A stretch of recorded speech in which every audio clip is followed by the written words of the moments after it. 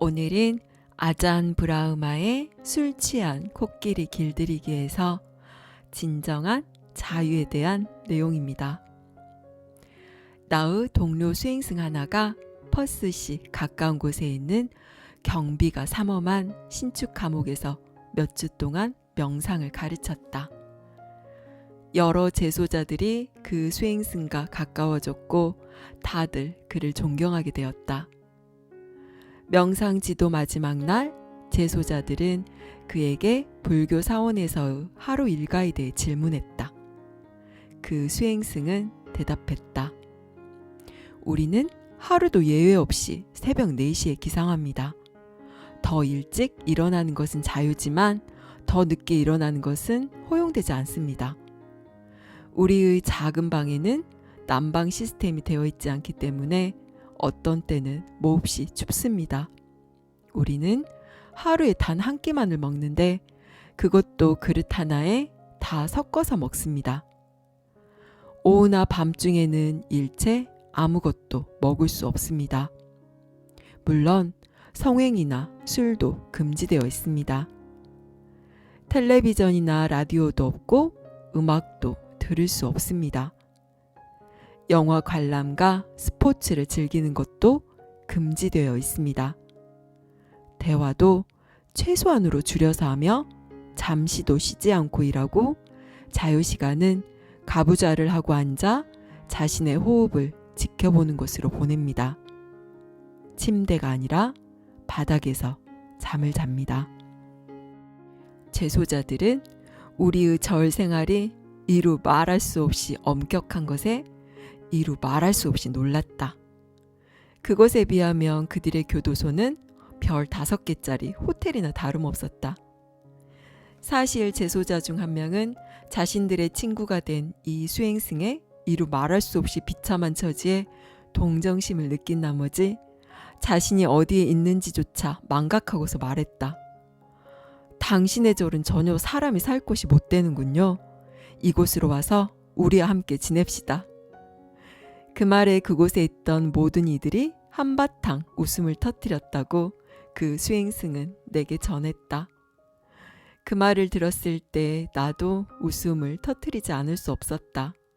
그런 다음 나는 그곳에 대해 깊이 명상하기 시작했다. 내가 속한 절이 사회의 중범죄자들을 수용하는 가장 격리된 감옥들보다도 훨씬 더 금욕적인 것은 사실이다. 하지만 많은 사람들이 자유의지로 와서 이곳에 머물며 또 이곳에서 행복하다. 반면에 많은 이들이 잘 꾸며진 감옥으로부터 달아나기를 원하며 그곳에서 불행하다. 왜인가?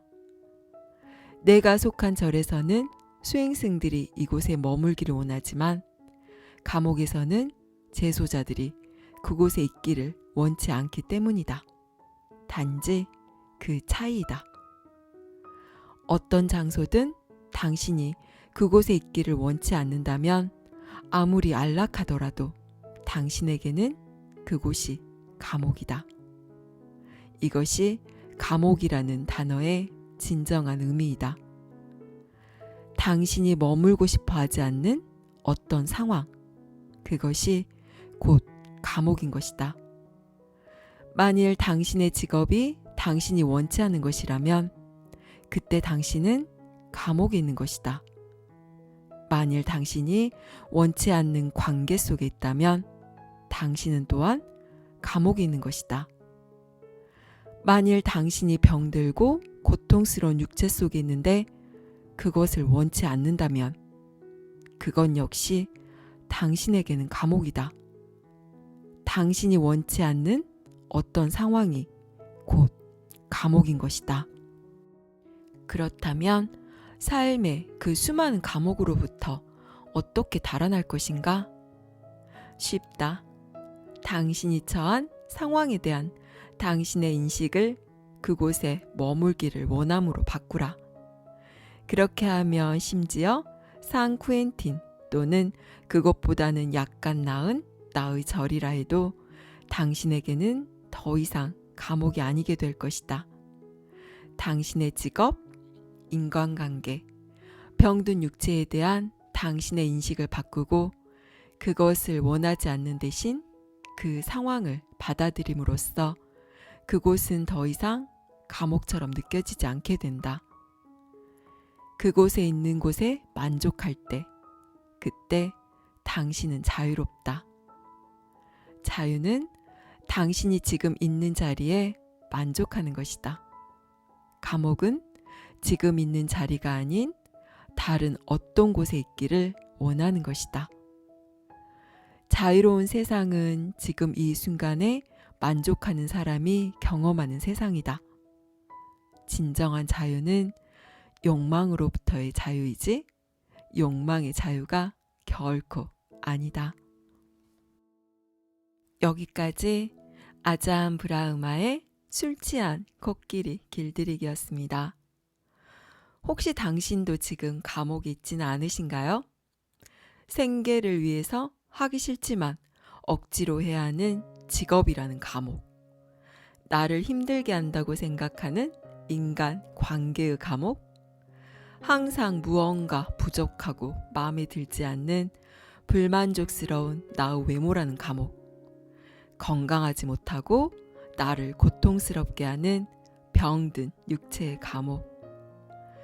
우리는 우리의 삶에 수많은 감옥들을 만들어서 이 감옥 저 감옥에 스스로를 가두며 그 안에서 수동적으로 삶을 살아가고 있습니다. 감옥 속의 생활에 길들여져 버리다 보면 막상 그 감옥을 나왔을 때 무엇을 해야 할지 몰라 자살을 선택해버리는 쇼생크 탈출 영화의 한 장면처럼 우리는 살아오면서 스스로를 제한하고 가두는데 너무나 익숙해져 버린 나머지 어쩜 이렇게 사는 것 외에는 다른 방식의 삶은 상상하지도 못하는 것인지도 모릅니다. 자유를 항상 원하면서도 막상 그 자유를 두려워하고 삶에 대한 책임을 지기 싫어서 그 누군가가 삶의 모든 선택을 내려주기를 원합니다. 그러면서 나는 이 세상과 삶의 희생자를 여기며 스스로를 연민하고 동정하게 바쁩니다. 내 삶에 대한 모든 책임이 온전히 나에게 있음을 인정하고 받아들이면 그 어느 순간 어느 자리에 있어도 내가 삶의 주인이 될 수 있습니다.